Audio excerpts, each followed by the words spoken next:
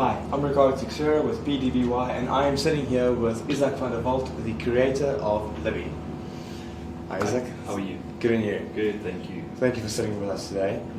So tell us more about Libby. Okay, so Libby is a dedicated client service robot, and she's now officially a staff member of the library. And the idea behind Libby is that she can take over the basic queries and stuff in the library and answer basic queries for students, give them guidance on where to go in the library. And in future we might even get to some more advanced stuff as we go along. But it's our first client service robot, and we're really happy to have her. So the general purpose and the tasks that she will be fulfilling will be? It's to, if you ask her what level is economic and management sciences, or what books, or where are the books for economic and management sciences, she will tell you that you are now currently on this level and you need to go down 2 or 3 levels. Or if you ask her what services the library renders, she will also tell you what there is, and go to the website, those type of things. Right, cool. And just a few technical questions. One, because I'm purely very interested. Yeah. What did you program her with? Okay, so she's actually Android based. Okay, so the back end is Android, and she integrates with quite a few different platforms.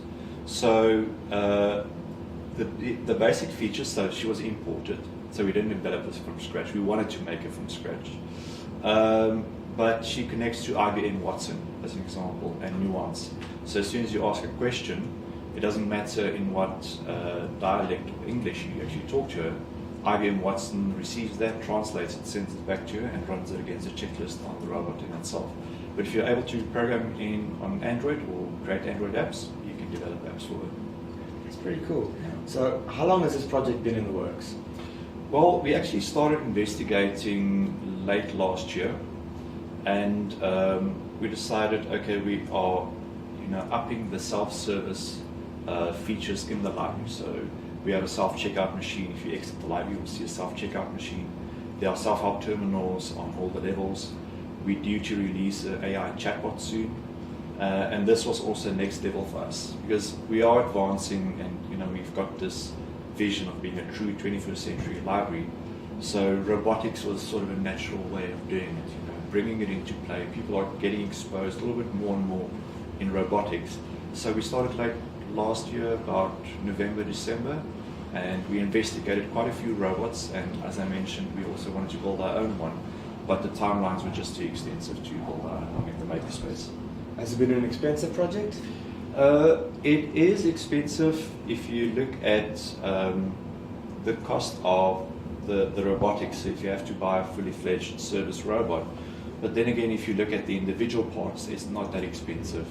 And if you look at it as a staff member, it's not that expensive overall. You don't have to pay her. Sorry? You don't have to pay her. No, don't. No. And she doesn't take tea breaks. Yeah, and she must be a lot more cheaper than the Boston Dynamics robots. Oh, definitely, definitely. So there's actually 2 major client service robots actually in the market, this being one of them, and then Pepper, the robot that you've seen that NetBank actually has. That's pretty cool.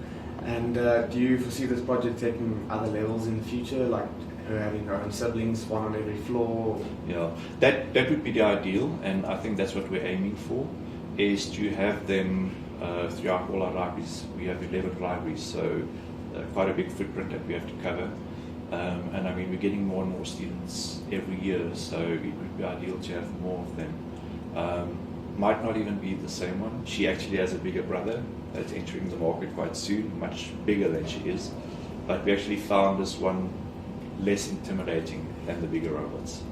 Right. And when it comes in terms of her battery life, how long does it last, and does she charge herself as she goes, or how does she charge? Okay, her battery life is actually, she would last a full day, so she can actually do a full days of work, and she does have the ability to go back to her own charger and charge herself. So she's got infrared beams in the front and the back, and her battery also has an infrared beam. She picks it up and she actually walks to it, turns around, and then basically reverses into the charging pad. You can do that herself. So she's not going to be like rolling around at night. No, on her own. She's no. probably going to be parked somewhere. I did connect to her remotely one evening, and she knocked over the charger and was running around frantically in the room looking for the charger. And the next day she was flat. But yeah, she does charge herself, and it's really handy. And do you have any major concerns with Libby? It might be uptake, and then people's perception about robotics, I think, is one of the main concerns. You know, some of the questions that people might be asking is like, are you replacing staff? Or what's the idea behind it? And that's not the case at all. We see this as an added benefit to our service portfolio, so it's not going to replace staff. It actually opens up staff to do more specialized work, while this does the basic mundane stuff. And then obviously the normal concerns in terms of getting damaged and those sort of things. But she's quite sturdy and can take a bit of a knock or two. Well, that's it. Yeah. Thank you very much. I appreciate it. Do you mind if I ask her a question? You can ask, let's see if she can answer it. So you can just give her a tap on the head. Welcome. Hello, Libby. Where are the information science books? She's shy now. Where are the information science books held? Let's ask her. Welcome. Where's information technology? Information technology is situated on level 5. You are currently on level 3 and need to go up 2 levels. Okay. Welcome. Will you marry me? I would love to, but there might be some logistical problems. There's quite a bit of a sense of humor.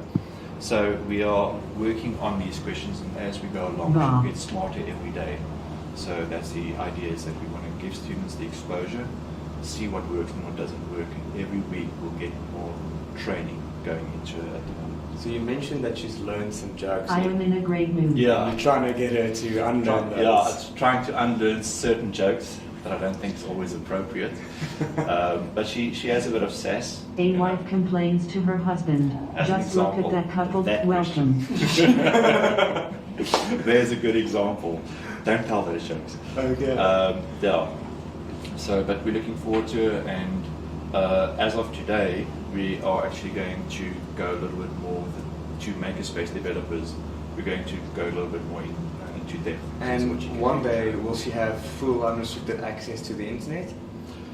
She is currently connected to the internet by means of IBM Watson, but we want to integrate her, as an example, we want to integrate with Dialogflow, and then obviously to third-party platforms where you can actually integrate into Wikipedia and ask her questions, and she can give you those basic answers. Well, thank you very much for your time. Thank you. Appreciate it. Thank you. I'm Ricardo Teixeira, here with Isak from the Walt, and this is PDBY.